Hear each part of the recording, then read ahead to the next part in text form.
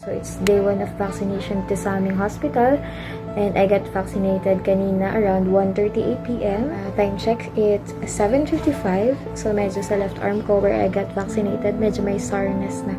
Siya si Christine, isang health worker sa isang ospital sa Lucena, Quezon. Katuturok lang sa kanya ng unang dose ng COVID-19 vaccine ng AstraZeneca. Ito ang mga naramdaman niya matapos maturukan ng bakuna. Ang init ng pakiramdam ko, though sobrang lakas ng aircon. Kaninang umaga, pagising ko, medyo parang may lump, may something sa lalamunan ko. Tapos ngayon medyo inuubo-ubo na ako, may sore throat, tsaka medyo yung panglasa ko. Medyo naka-apektuhan din siya. Medyo nawawala. Compared sa mga kasama ko dito talaga. Nagka-fever sila. Halos lahat sila ngayon naka-sick leave kasi medyo iba nga yung adverse effect ng vaccine. Goal ng bakuna na protektahan ang katawan natin mula sa iba't ibang uri ng sakit. Pero gaya ng ibang gamot, may side effects ang iba't ibang uri nito.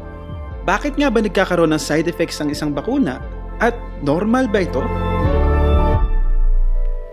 Bago iturok sa atin ang bakuna, dumadaan muna ito sa masusi at mahabang pag-aaral. Ang isang stage sa testing ay ang clinical trials, kung saan susubukan sa mga tao ang bakuna. Dito inaalam ang effectiveness at tamang dosage na akma sa mga tao na bibigyan nito. Dito rin paulit-ulit na susuriin kung ano ang side effects na maaaring maranasan ng taong matuturukan nito. In a way, pwedeng mong sabihin na the vaccine is already working dahil very sensitive yung katawan mo.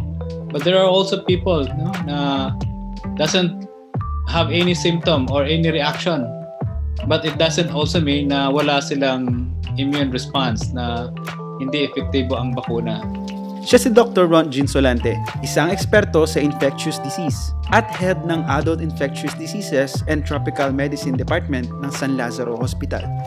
Ayon sa mga eksperto, patunay ang side effects ng bakuna na gumagana ito sa loob ng ating katawan. Ganito, kapag may flu ka, nagkakaroon ka ng fatigue, nilalagnat at nilalamig. Pero hindi sa virus galing ang symptoms na yan, kundi ito ang reaksyon ng immune system habang nilalabanan nito ang virus. Ganyan din ang nangyayari kapag naturukan tayo ng bakuna. Tinetrain ng bakuna ang immune system na labanan ang virus. Kaya pwede mong maramdaman ang mga sintomas na ito kapag naturukan ka ng bakuna. Ang CoronaVac ng Sinovac ay gumagamit ng inactivated or dead coronavirus para i-train ang immune system natin. Habang ang AstraZeneca, DNA ng coronavirus o spike protein naman ang gamit. That's the unique part of the vaccine. That's science, no? Why the immune system will recognize that vaccine and teach our immune system to produce an antibody.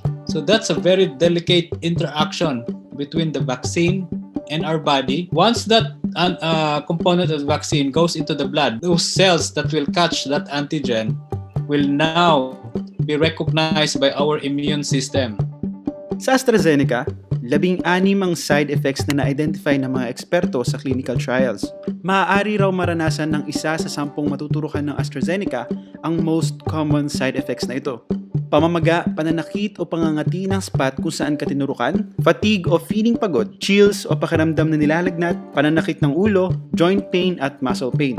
Sa Sinovac naman, 14 na side effects ang naitala sa Phase 1 and Phase 2 trials. Nasa 743 participants ang kasali sa pag-aaral. Ito ang ilan sa most common symptoms ng Sinovac: fatigue o pagkahapo, fever, nausea o pagduduwal, sakit ng ulo at ubo. Pero pinakamadalas daw ang injection site pain o ang pananakit sa pinagturukan ng bakuna. Ang importante dito na malaman ng mga tao na may mga ganitong reaction sa katawan natin, but these reactions are not also seen in other people. The most urgent and most life-threatening reaction usually occur within 30 minutes. If there are other life-threatening, rarely they will occur after 30 minutes. Pero may mga symptoms rin na dapat bantayan. Isa na dito ang anaphylaxis. Severe allergic reaction ito dahil sa bakuna.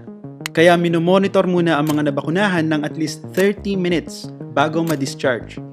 Kinausap ulit namin si Christine ilang araw matapos siyang bakunahan. Gaano mo katagal naramdaman yung side effects ng bakuna? As I remember, hindi naman siya tumagal ng 3 days kasi vaccine ko Saturday. Kasi yung ika-count natin as 3 days, 8 o'clock kasi ako dumuti. So pagising ko naman nung morning, around 6 o'clock, wala na talagang, wala na akong naramdaman. Wala na yung lump ng, sa throat ko, wala na din yung pananakit ng braso ko at saka wala na din talaga yung feeling ko na matabang yung panlasa ko. Talagang doon lang siya nag-occur nung ika-second day lang talaga. Parang doon ako may kakaibang naramdaman compared sa first day na masakit lang talaga yung braso.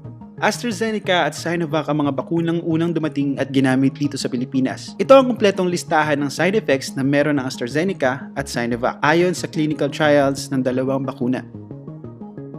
Patuloy naman ang pag-aaral sa iba pang side effects na inireport ng mga taong naturukan na ng mga bakunang ito. Feeling ko lang nung na-vaccine ako, siyempre, double thankful, siyempre. Tapos, siyempre, mas nararamdaman ko, mas parang may shield na ako, may panglaban na ako lalo. Gets mo yun? I have the antibody, tapos meron pa akong vaccine, parang ano pa ba? Hindi naman sa sinasabi na confident ka na lumabas without mask or face shield, pero yung feeling mo lang na meron kang vaccine, di ba? It's a shield na rin sa'yo, at saka siyempre dun sa taong kasama mo na din sa bahay. All of this vaccine passed the threshold of the WHO requirement of 50%, whether it's 50, 60, 70, regardless of the efficacy rate. First vaccine that will be offered to you, grab it, get it.